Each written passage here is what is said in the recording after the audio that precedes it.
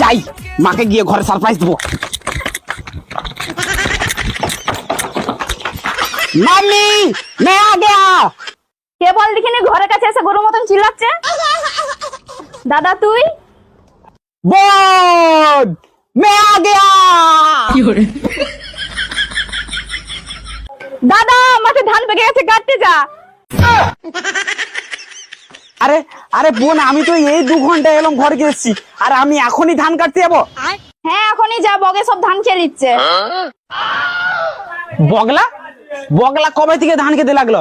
আমি শুনেছি পায়রাই ধান খায়, ঘুঘু পাখিয়ে ধান খায়, কিন্তু বগলা কবে থেকে ধান খেতে লাগছে? আর বলিস না রে দাদা, 2025 সালের বগ সবই খায়।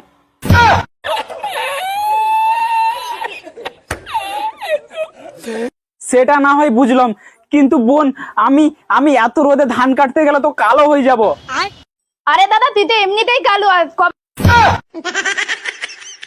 কবে সাবা ছিল, ধর কেসটা ধর, ধান কাটতে যা।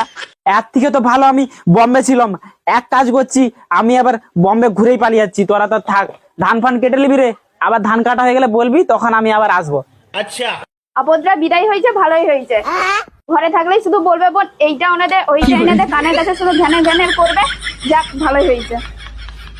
শালা আমার কোথাও সম্মান নেই, না আছে বাইরে আর না আছে ঘরে।